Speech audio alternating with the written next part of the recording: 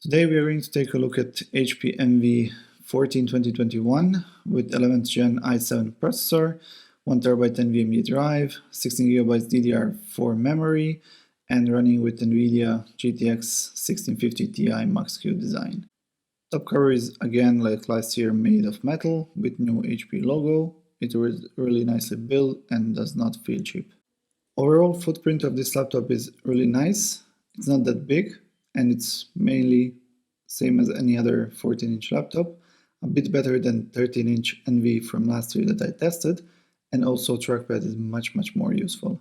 Looking from the side, we can see that this is a slim laptop. It's not slim as a MacBook Pro, but it's not that bulkier at all. Display bezels are not that big. They are there, but they're not that noticeable, and they're a bit bigger than on, let's say, Asus ZenBook or similar, but they're not a problem. When it comes to writing on the laptops and stickers, you will be surprised, but there's just only Envy writings on the left side and not all those stickers that I saw on US version of this laptop. On top side, we have some air intake vents. They are there, they're not that practical, but they are working at least a bit, as we will see later on when we open this machine.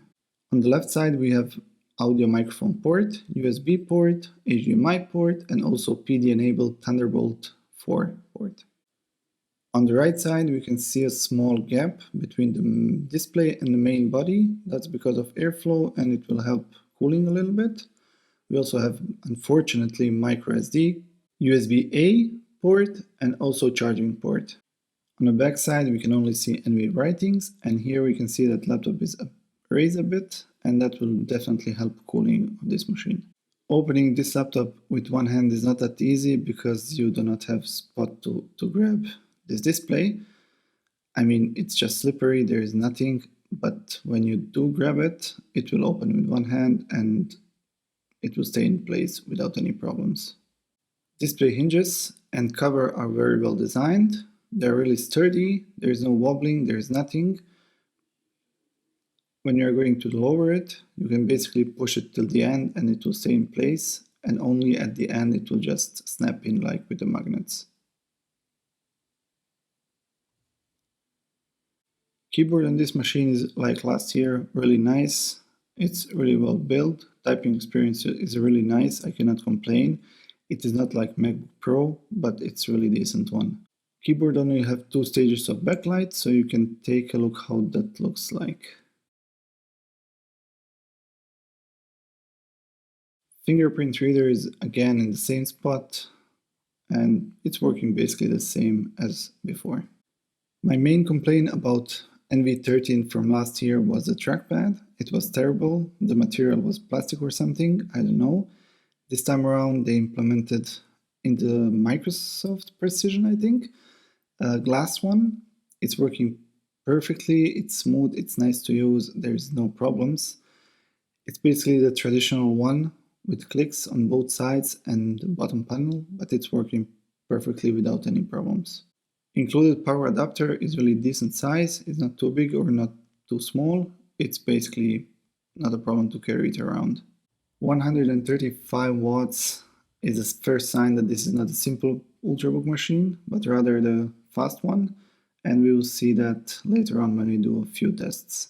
Startup time is approximately 15 seconds, which is really impressive for Windows 10 machines, and I would say they are now faster than MacBooks, to be honest. And wake up time is approximately 3 to 4 seconds depending on are you using fingerprint or not. There's also a physical webcam cover which you can turn on by a press of a switch on your keyboard. This is a really nice privacy feature that HP keeps including. Included 400 nits panel is really bright, it's color accurate, and it's a really nice addition for all of us that are doing photography or video editing.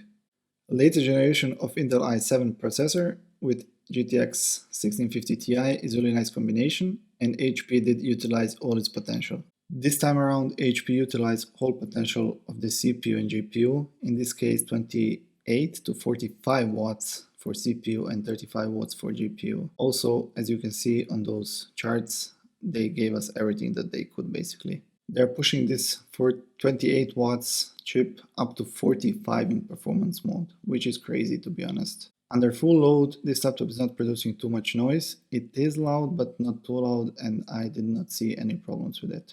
In performance mode, even running at 45 watts, this chip will not offer too much of a boost in performance. There is slight improvement, but nothing too much. Now let's take this laptop apart and let's see what did HP did this time around. Fortunately, HP did not hide those screws underneath rubber pads this time around. So you will need to unscrew 4 screws, 2 on the bottom side and there are 2 on the top side, as you can see here. Again, I will be using my iFixit kit to open this laptop. You will need to use T5 bit to unscrew those screws. After you are done, you will need a small plastic pry tool. I have this blue one, and you will need to go around the laptop and just pry the bottom cover. You will need to start on front, just pull it out, and then you will need to pull out the back side. Back side is a bit harder to take off, so be careful because there are small plastic notches, so you can break them. Take it easy. Here we can see the bottom panel. It's really nicely designed with airflow control, I would say. Panel itself is made of aluminum. It feels really nice and sturdy. It's not one piece, but it's really decent. On the sides we have all those plastic notches, I would say. And also here we have airflow control, which on this side is open and the other side is just closed. On the bottom we have 63 watt-hour battery, which is L-shaped.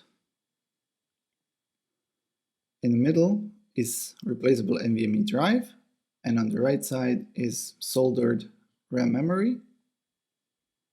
HP have a really nice cooling design. As you can see, 2 heat pipes and 2 blocks on CPU and GPU. There are also 2 coolers, which are not that loud, but they cool this laptop really nice.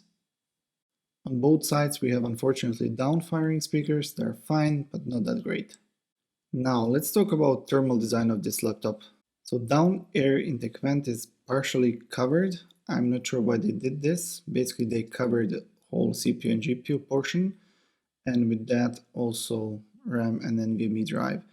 With open air intake over the CPU and GPU, we could force airflow over them directly and back to the fans, which can then blow it out. But HP decided to close it and just open the portion for the fans, which is, in my opinion, not that great design. They could just leave that open and even more increase the airflow basically and cooling performance of this laptop. As we can see here, there are exhaust vents, but intake vents, they are blocked, so basically blocking the airflow getting in and going over the CPU and GPU, which again is not that great decision in my opinion, since they are blocking airflow and with that cooling of this machine. To put everything back as it was before, you will basically need to align your bottom cover, and also be careful because those small notches can break. So go first on the sides and on the edges, and then push in the middle. Just push till you hear the clicks, and don't push it too much because this aluminum plate can bend. Here we can see the standoff rubber, and also unfortunately just exhaust vents. As we mentioned, no intake vents on the back side. When it comes to size, I'm comparing basically everything to MacBook Pro because it's such a small laptop, and you can see here that HP Envy14 is not that bigger. It is a bit bigger, but nothing too much. When we take a look from the side, we can see that HP Envy is much thicker than MacBook Pro. Much thicker is questionable because it's not too thick, it's just thicker than MacBook Pro, so you have a reference. Looking from the back side, you can actually see how thicker Envy is. Again, nothing too much, but simply to mention. All in all, I can only recommend this laptop. Thank you for watching and see you in the next one.